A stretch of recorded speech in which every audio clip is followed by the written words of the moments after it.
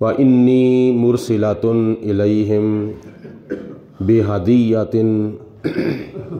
فَنَاظِرَةٌ بِمَا يَرْجِعُ الْمُرْسَلُونَ۔ 19واں پارہ سورۃ نمل کی یہ آیت نمبر 35 ہے۔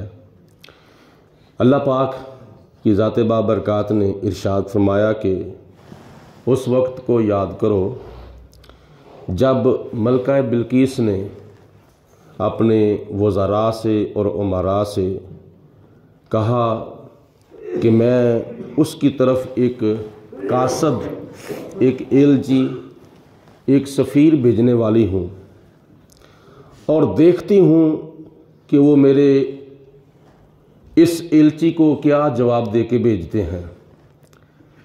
جب ملکہ بلقیس نے اپنے امراء سے، وزراء سے یہ مشورہ لیا کہ اس خط کا میں کیا کروں، تو آگے سے انہوں نے دونوں آپشن پیش کیے۔ اگر آپ چاہتی ہیں جنگ کرو اس کے ساتھ تو ہم جنگ کرنے کے لیے تیار ہیں، ہمارے پاس طاقت بھی ہے، قوت بھی ہے، سب کچھ موجود ہے۔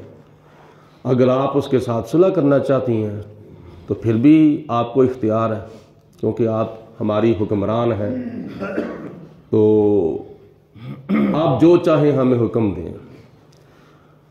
تو ملکہ بلقیس نے کہا کہ میری رائے یہ ہے کہ اگر سلیمان علیہ السلام اللہ کے نبی ہوں گے تو وہ میرا تحفہ، میرا ہدیہ قبول نہیں کریں گے۔ اگر وہ بادشاہ ہوں گے تو وہ میرا تحفہ قبول کر لیں گے۔ اللہ کے نبی اگر ہوں گے تو وہ میرا تحفہ قبول نہیں کریں گے، اور اگر وہ بادشاہ ہوں گے تو وہ میرا تحفہ قبول کر لیں گے۔ تو میں ان کے پاس کچھ تحائف بھیجنا چاہتی ہوں۔ ملکہ بلقیس کو چونکہ پتہ چل گیا تھا، اور پھر اس نے اپنا اظہار جو ہے وہ تحائف کی شکل میں کیا۔ وَإِنِّي، اور بے شک میں، مُرْسِلَةٌ، بھیجنے والی ہوں، الیہم، ان کی طرف، یعنی حضرت سلیمان علیہ السلام اور ان کی رعایا کی طرف میں بھیجنے والی ہوں۔ کیا؟ ایک قاصد کے ہاتھ، ایک ایلچی اور سفیر کے ساتھ کیا بھیجنے والی ہوں؟ بِہَدِیَّةٍ، میں تحائف بھیجنا چاہتی ہوں، میں ہدیے بھیجنا چاہتی ہوں۔ مفسرین نے لکھا ہے کہ ملکہ بلقیس نے اپنے ایک سفیر کو تیار کیا، اس کے ساتھ گھوڑے تیار کیے، اور گھوڑوں کے اوپر بہت قیمتی سامان جو تھا وہ رکھا دیا۔ یہاں تک تفسیروں کے اندر آتا ہے کہ اس نے 500 سونے کی اینٹیں ریشم کے اندر لپیٹ کر، اور 500 چاندی کی اینٹیں ریشم کے اندر لپیٹ کر، اور اسی طرح کثیر تعداد میں غلام اور کثیر تعداد میں کنیزیں اور بہت سے گھوڑے، یا جو بھی بادشاہوں کو چیزیں پسند ہوتی ہیں، اس نے سارا سامان تیار کر کے ایک قاصد، ایک سفیر کی نگرانی میں اور سرپرستی میں بھیج دیا۔ اور پھر بعد میں کہتی ہے کہ فَنَاظِرَةٌ بِمَا، اب میں دیکھتی ہوں کہ میرے ان تحائف کا کیا جواب ملتا ہے، میں جو تحفے ہدیے بھیجے ہیں اس کا مجھے کیا جواب ملتا ہے۔ یرجع المرسلون، جو میں نے قاصد بھیجا ہے اس کو وہ کیا جواب لے کے آتا ہے۔ یہ تحائف بھیجنا، یہ تحفے دینا، یہ ہدیے دینا، یہ نبی کریم علیہ السلام اور صحابہ کرام کی سنت ہے۔ ایک تو آپس میں سلوک، پیار، محبت اور اتحاد و اتفاق کا طریقہ یہ ہے کہ آپس میں زیادہ سے زیادہ ملاقات کی جائے، آپس میں زیادہ سے زیادہ ایک دوسرے کو سلام کیا جائے۔ نبی کریم علیہ السلام نے فرمایا آپس میں ایک دوسرے کے ساتھ مصافحہ کیا کرو۔ مصافحہ کرنے سے دل کے اندر جو کینہ ہوتا ہے وہ نکل جاتا ہے۔ اور حضور علیہ السلام نے فرمایا کہ ایک دوسرے کو تحائف دیا کرو، ایک دوسرے کو ہدیے دیا کرو، تحفے دیا کرو۔ اس کی وجہ سے ایک دوسرے کے دل کے اندر محبت پیدا ہو جاتی ہے۔ صحابہ کرام نبی پاک علیہ الصلوۃ والسلام کو جب تحفہ پیش کرتے تھے تو حضور علیہ الصلوۃ والسلام اس کے متبادل کوئی تحفہ عنایت فرماتے تھے۔ سبحان اللہ۔ یہ بہت بڑا ایک اچھا طریقہ ہے آپس میں ایک دوسرے کے ساتھ محبت کرنے کا اور ایک دوسرے کے دل کے اندر الفت پیدا کرنے کا یہ ایک طریقہ اور سبب ہے۔ نبی کریم صلی اللہ علیہ وآلہ وسلم آپ کی سیرت میں تو یہاں تک آتا ہے کہ مدینہ المنورہ کے اندر نبی پاک علیہ الصلوۃ والسلام جب گوشت پکواتے تھے تو جناب ام المومنین عائشہ صدیقہ رضی اللہ تعالی عنہا کو ارشاد فرماتے تھے کہ آج گوشت پکانا ہے تو اس کے اندر شوربہ زیادہ کر لینا۔ یا رسول اللہ کیوں؟ آپ نے فرمایا مجھے پتہ چلا ہے کہ مدینہ شریف کے اندر میری رفیقہ حیات حضرت خدیجہ الکبریٰ رضی اللہ تعالی عنہا کی سہیلیاں آئی ہوئی ہیں تو میں نے ان کو یہ تحفہ بھیجنا ہے۔ کیسی محبت ہے نبی پاک علیہ الصلوۃ والسلام کو اپنی رفیقہ حیات اور جناب خدیجہ الکبریٰ رضی اللہ تعالی عنہا سے کہ آپ نے فرمایا کہ میں نے ان کی سہیلیوں کو یہ گوشت کا جو سالن ہے نا یہ تحفے کے طور پر بھیجنا ہے۔ اگر اس طرح کی محبت خامد اپنی بیوی سے کرے گا تو پھر کیا نتیجہ نکلے گا؟ اور حدیث پاک میں تو یہاں تک بھی آتا ہے کہ نبی پاک علیہ الصلوۃ والسلام حضرت عائشہ صدیقہ رضی اللہ تعالی عنہا سے پانی منگواتے ہیں اور پانی منگواتے ہیں تو آپ فرماتے ہیں پہلے تم پیو۔ جناب عائشہ صدیقہ پہلے پانی پیتی ہیں حضور علیہ السلام کے حکم پر عمل کرتے ہوئے، پھر آپ فرماتے ہیں کہ کچھ پانی میرے لیے بچاؤ، میں نے بھی یہ پانی پینا ہے۔ تو جناب عائشہ صدیقہ کچھ پانی بچا کے حضور کی بارگاہ میں پیش کرتی ہیں تو نبی پاک علیہ الصلوۃ والسلام فرماتے ہیں عائشہ آپ نے پیالے کے کنارے کے کون سے حصے کے اوپر اپنے ہونٹ لگائے ہیں؟ کہاں سے آپ نے پانی پیا ہے؟ وہ حصہ مجھے بتاؤ تاکہ میں بھی اس حصے کے اوپر اپنے ہونٹ لگاؤں۔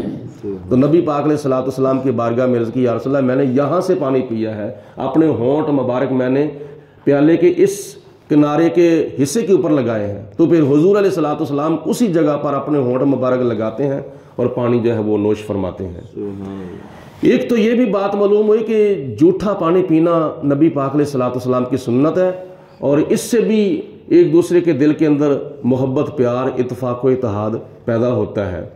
اور حدیث پاک میں آتا ہے کہ جو لقمہ کھاتے وقت خاوند اپنی بیوی کے منہ میں ڈالتا ہے، خاوند اپنی بیوی کے منہ میں اپنے ہاتھوں سے کوئی لقمہ ڈالتا ہے تو اللہ تعالیٰ اس کو بھی اس وقت صدقہ کرنے کا ثواب عطا فرماتا ہے۔ یہ آپس میں کیسے کیسے طریقے اور کیسے کیسے سبب نبی پاک علیہ الصلوۃ والسلام نے بیان فرمائے ہیں جن سے آپس میں ایک دوسرے کے ساتھ محبت پیدا ہوتی ہے۔ تو یہ سب سے پہلے بنیادی چیز ہے کہ میاں بیوی کی آپس میں محبت ہوگی، والدین کی آپس میں محبت ہوگی تو اولاد کی، بیٹوں بیٹیوں کی، دوسرے رشتہ داروں کی خود بخود آپس میں ایک دوسرے کے ساتھ محبت پیدا ہو جائے گی۔ تو یہ بہت سے طریقے نبی پاک علیہ الصلوۃ والسلام نے بیان فرمائے ہیں۔ تحفے دیو دو ایک دوسرے کو، سلام کرو ایک دوسرے کو، مصافحہ کرو ایک دوسرے کے ساتھ اور ایک دوسرے کے ساتھ زیادہ سے زیادہ ملنے کی کوشش کیا کرو۔ حدیث پاک میں آتا ہے کہ دو بندے سفر کر رہے ہو نا تو سفر کرتے کرتے درمیان میں درخت آ جائے تو درخت کو کراس کر کے پھر ایک دوسرے کو وہ سلام کریں، السلام علیکم، وعلیکم السلام۔ یہ ایک دعا ہے، السلام علیکم، آپ کے اوپر سلامتی ہو، یعنی آپ کی جان سلامت رہے، آپ کا ایمان سلامت رہے، آپ کی اولاد سلامت رہے، آپ کا گھر سلامت رہے، آپ کا کاروبار سلامت رہے۔ تو یہ ساری کی ساری تعلیمات ہمیں ہمارے پیارے آقا مولا حضرت محمد مصطفیٰ صلی اللہ علیہ وسلم کی بارگاہ سے ملی ہیں۔ اور روایات میں آتا ہے کہ کچھ صحابہ کرام غریب ہوتے تھے، ان کا بھی دل کرتا تھا کہ ہم حضور کی بارگاہ میں ہدیہ پیش کریں، تحفہ پیش کریں۔ اور باغ کا جو پہلا پراگا ہوتا تھا نا پھل کا، اس میں سے سب سے پہلے وہ حضور کی بارگاہ میں تحفہ پیش کرتے تھے، فروٹ کی شکل میں، پھل کی شکل میں۔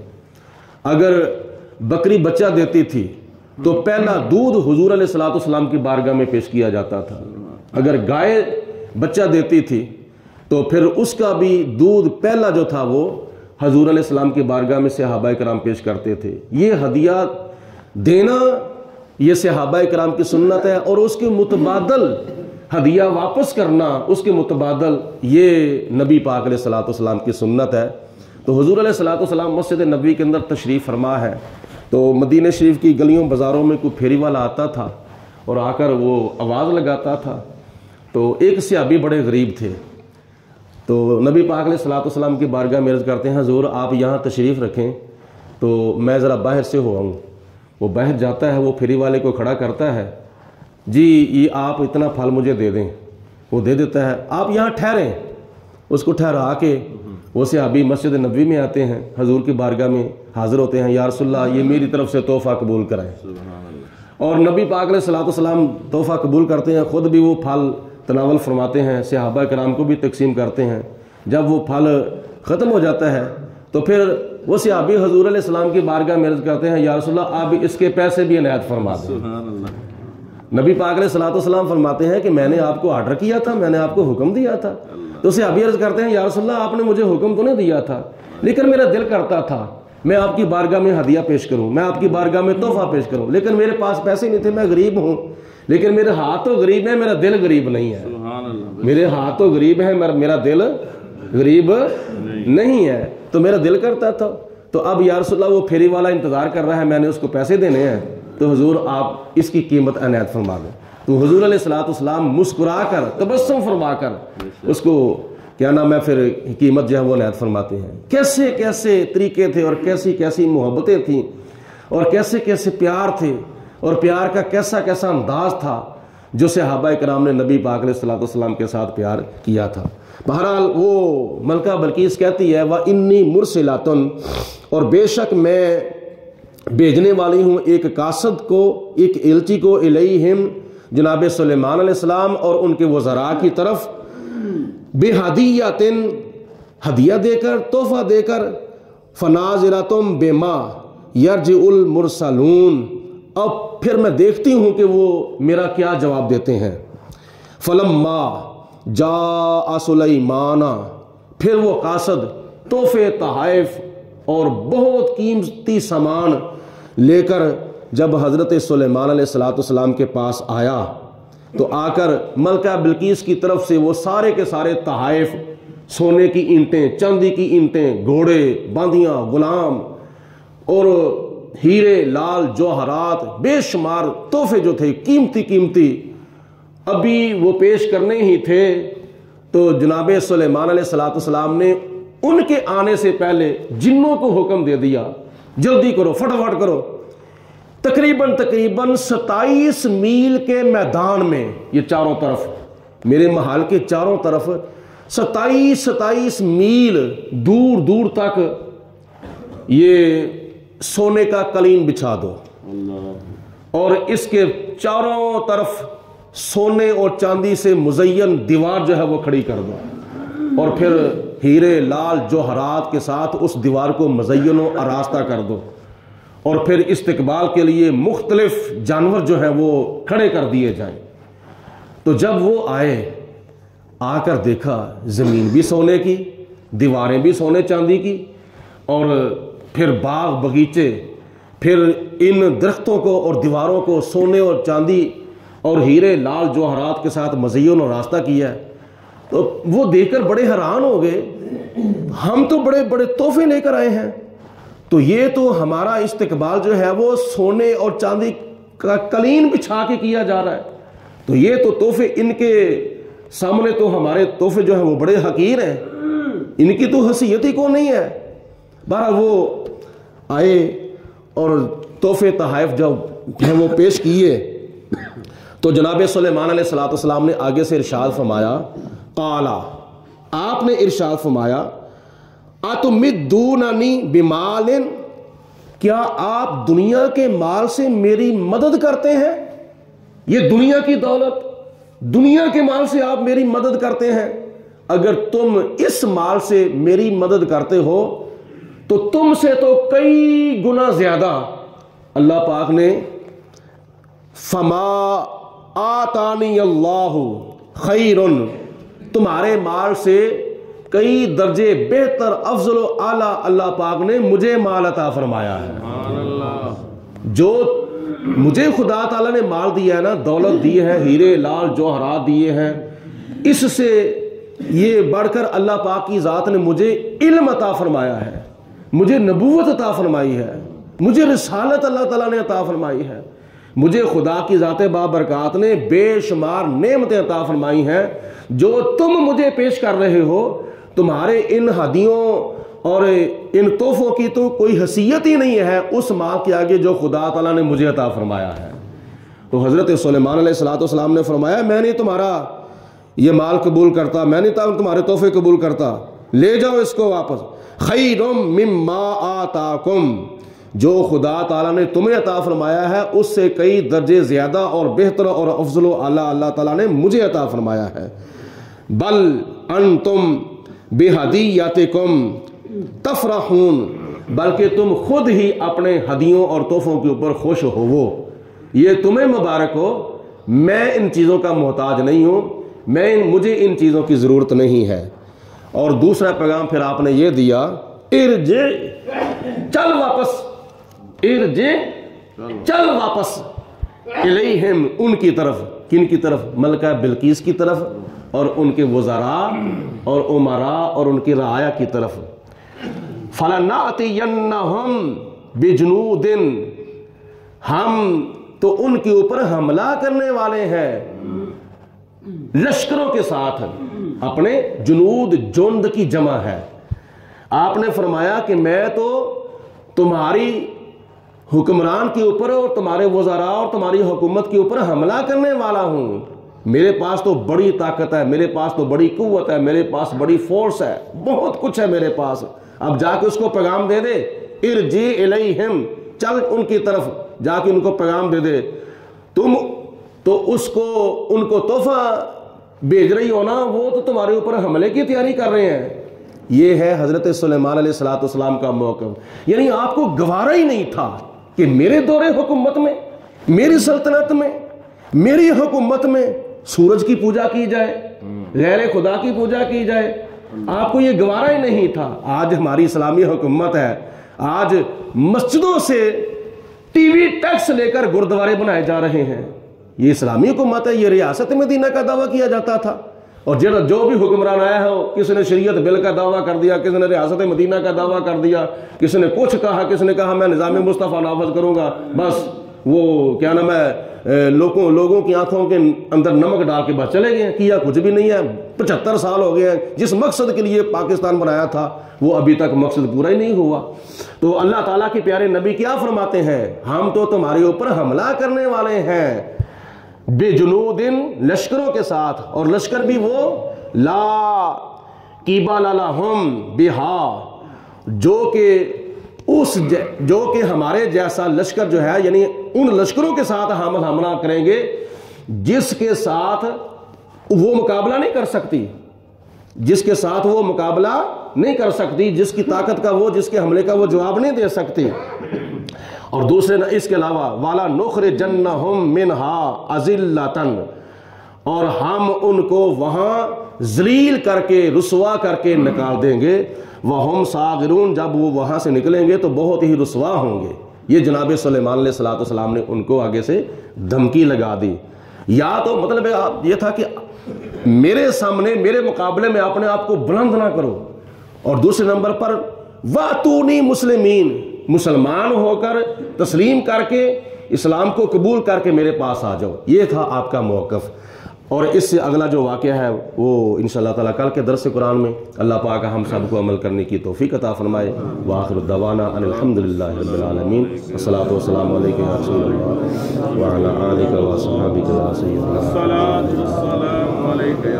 الصلاۃ والسلام علیک یا رحمۃ للعالمین وعلی آلک واصحابک یا خاتم النبیین۔ اللہم صلی علی سیدنا و مولانا محمد معدن الجود والکرم وآلہ وصحابہ وبارک وسلم۔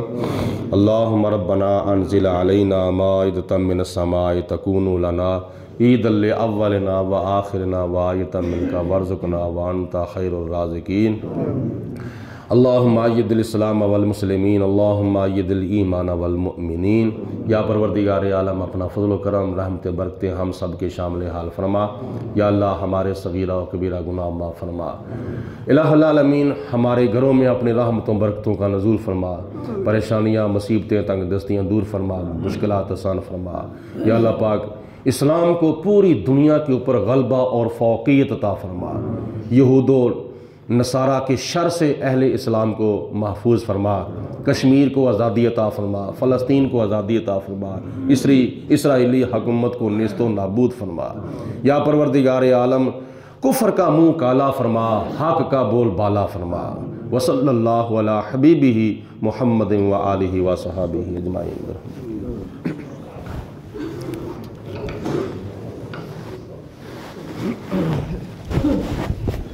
السلام علیکم ورحمۃ اللہ وبرکاتہ۔ وعلیکم